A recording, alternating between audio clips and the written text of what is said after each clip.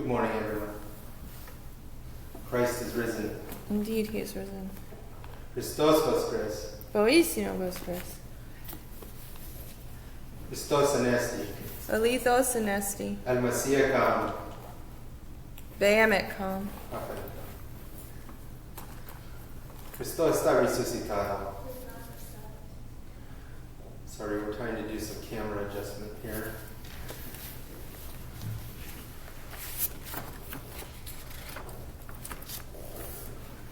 So, in any case, a blessed third Sunday of Pascha to all of you.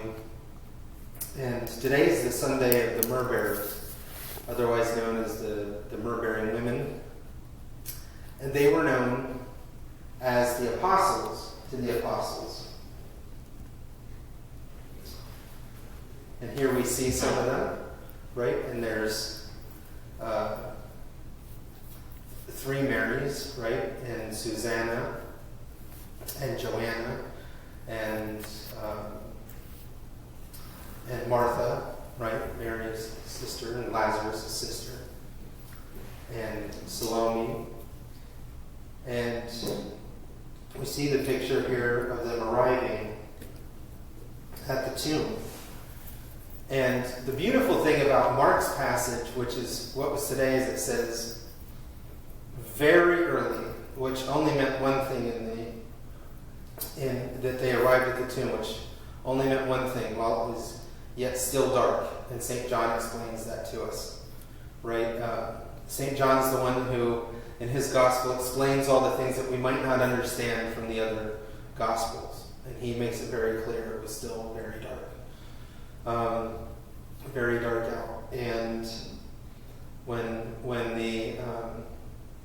the women started arriving. But the really strange thing about the text is it says the sun having risen. And the Greek term used for that, it's only used one other time in the New Testament. And it's used when Jesus says the sun having risen in the sky so high that it starts scorching the plants on a dry day. It starts scorching plants. So it's not talking about having risen on the horizon, it's talking about noon.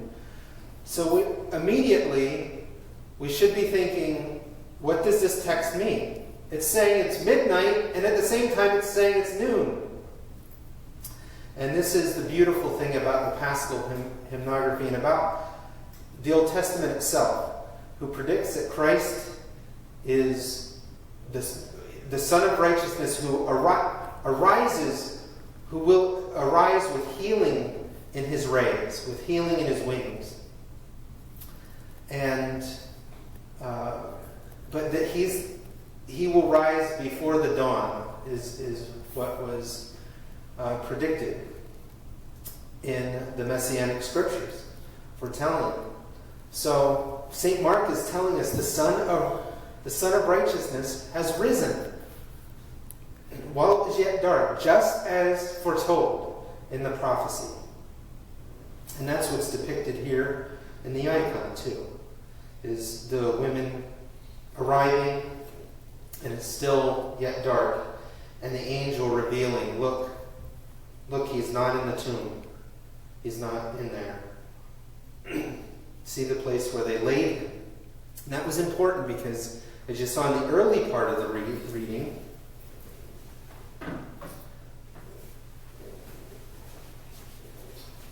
which was about St. Joseph of Arimathea and St. Nicodemus. Hopefully you can see this. Not sure. But the top part of this icon is taking him down, wrapping him in fine linen, and placing him in a new tomb is at the bottom. And you see who's there. The myrrh-bearing women, beholding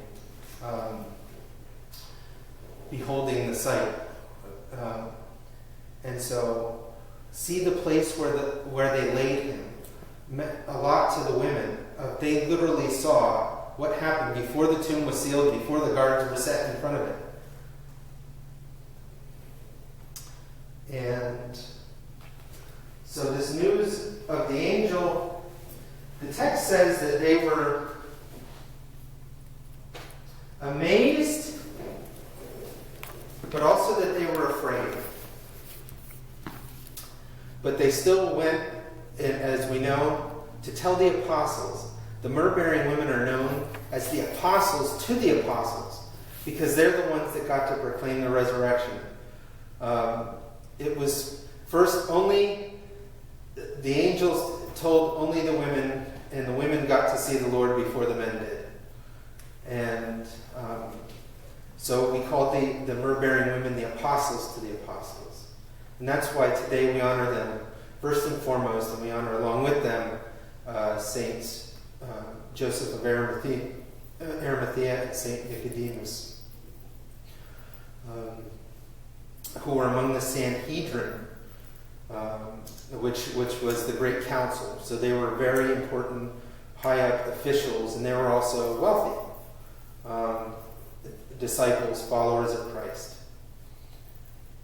And so, the moral of this story, one of the morals of this story, for us in particular, though, today, is that during this story, this waiting, this angst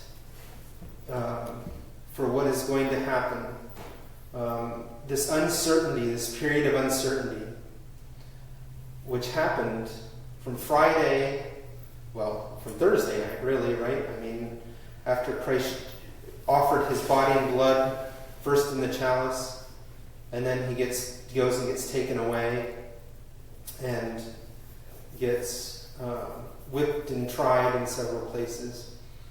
There's such uncertainty. There's such fear going on. But the angel's message again and again is do not be afraid.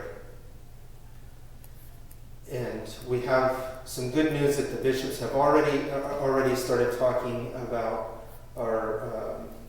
the church's opening. So we need to be prepared to come back to church. Just as the women were prepared to go see the tomb. They didn't know what they were going to find, though, which was an empty tomb and to run into the Lord himself, right? We do know what we're going to find. We do know we're going to find the tomb unsealed again, God willing, soon. And we do know that we will find the risen Lord here, and that we'll begin to once again to resume normal life, and above all, meet the risen Lord in his Holy Communion. God bless you and keep you. Christ is risen, in the name of the Father, and of the Son, and of the Holy Spirit.